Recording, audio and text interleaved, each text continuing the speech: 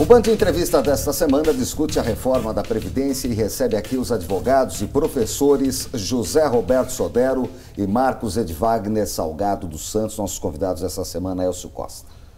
O projeto do governo passou na CCJ e agora ele já está apto para ser apreciado pela Câmara realmente. Agora, uma das questões mais duvidosas que existe isso é que previdência vai existir no futuro, quer dizer, que modelo de previdência o trabalhador vai ter acesso no futuro. A gente consegue vislumbrar alguma coisa sobre isso? Eu particularmente acho que a estrutura do trabalho no Brasil e no mundo, ela vai mudar. Não é mais aquela da nossa CLT, da década de 40. Isso não significa que as nossas leis trabalhistas estão defasadas. Ou tem que ser pulverizadas. Mas a gente precisa discutir o trabalho das pessoas em casa, se há necessidade dessa compulsoriedade da Previdência Social, para quem que ela é compulsória, para quem que ela não é compulsória. Então a gente precisa estudar esses modelos. O que não pode fazer é ao arroubo nós tentarmos emplacar ideias que, por exemplo, não funcionaram.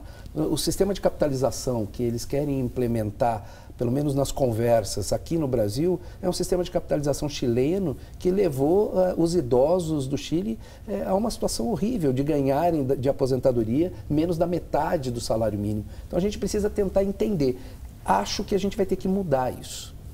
Doutor Marcos, essa outra parte que eles falam, a gente discutia aqui, inclusive no intervalo, ser um salto no abismo, um quarto escuro, é mais ou menos isso? Porque se tem alguns exemplos no mundo, mas com resultados de curto e médio prazo, como é que vocês veem isso aí? No sentido de você estar vendendo uma ideia, se eu posso dizer assim, da reforma, que a população vai pagar a conta.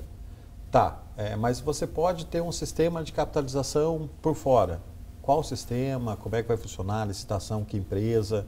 Nós temos exemplos no Brasil não muito felizes de empresas que quebraram. Como é que eu vou contribuir 30, 35 anos numa empresa, amanhã quebra tudo, aquilo tudo que eu dei na minha vida foi pro ralo. Então essa regra também precisa ser mais clara, senão fica, como você bem disse, um salto no abismo.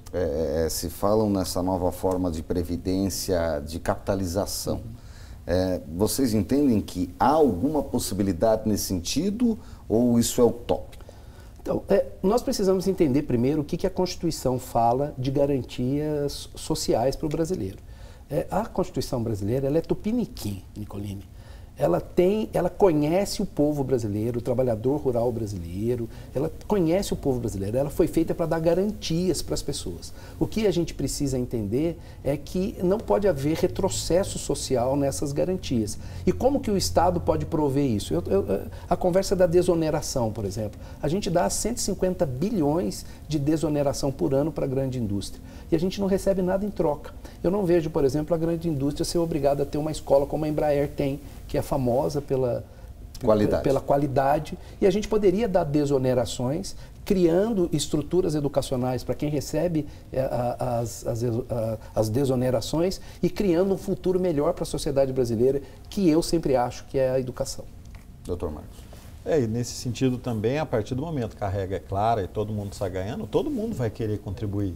Agora, simplesmente jogo de favores, desoneram aqui, tiram aí a pessoa fala, não tem custo-benefício. Acho que a vida da gente é receita, despesa, custo-benefício. Se nós não temos regras claras, que a sociedade fala, não, vou comprar essa ideia, porque como o doutor disse, tem uma escola boa, eu não preciso pagar uma fortuna só nas escolas particulares, eu tenho ensino público de qualidade, educação... Saúde de qualidade. Saúde de qualidade, saneamento básico, né? As nossas ruas aí todo emburacadas, nós queremos só... Se eu tenho certeza que o dinheiro que eu pago, ele volta em benefício, eu colaboro, porque nós temos um conceito de riqueza, a riqueza é uma coisa coletiva. Agora, se é cada um por si, Deus para todo, eu tiro daqui e tiro dali, beneficio um, a regra não sendo clara, não vai para frente. Nós vamos continuar não sendo cada um por si, Deus para todos. Agora, falando sobre privilégios, essa é uma outra discussão que a reforma da Previdência traz. É inegável que tem categorias que têm privilégios, mas eu vou falar aqui duas categorias bastante diferentes que têm regras exclusivas. Uma delas é dos professores. O tempo de aposentadoria é 1. A outra é dos militares. Então são duas categorias completamente diferentes, mas que têm regras próprias dentro do sistema previdenciário. Acabar com os privilégios, que muito se fala, é um caminho para melhorar o sistema e se equilibrá-lo? Vocês entendem que existem tantos benefícios ou não? Isso é também um pouco de coisa que a imprensa fala. A primeira questão é saber o que são os privilégios, porque privilégio não é bom para ninguém. Agora, aposentar um professor que trabalha na educação infantil aos 60 anos, como quer o governo, é privilégio? Você deixaria seu filho para uma professora de 60 anos com uma classe com 40 alunos para tomar cuidado? Vocês acreditam que uma professora tem saúde mental e física? Porque essas professoras, Nicolini, elas se formam novinhas, normalmente são mulheres, né? Elas se formam novinhas. Hoje o tempo de aposentadoria é 25 anos. É 25 anos para a professora. Sala de aula para o professor. Isso. E 30 anos para o professor. Agora eles querem colocar 60 anos de idade. Então, assim, a gente precisa entender isso.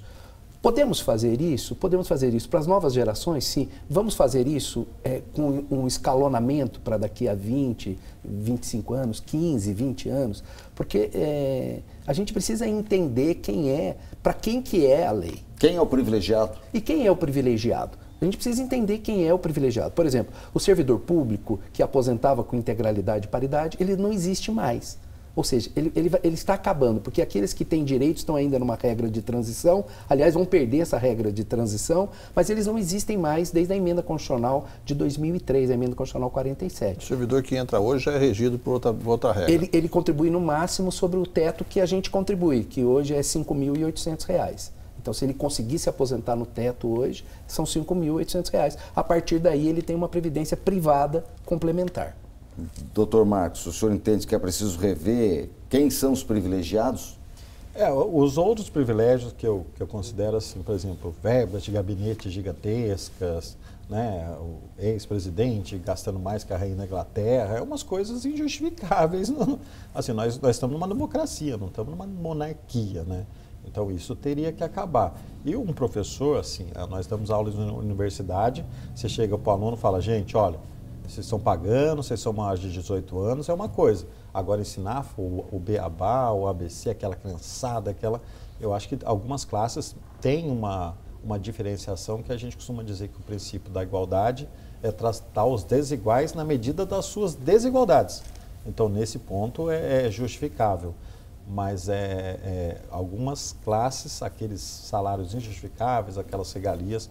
Enquanto isso não mexer também, daqui a 4 anos nós vamos falar numa nova reforma da Previdência. Nós vamos para mais uma parada do Band Entrevista. Não saia daí, a gente volta em instantes com o último bloco. Até já.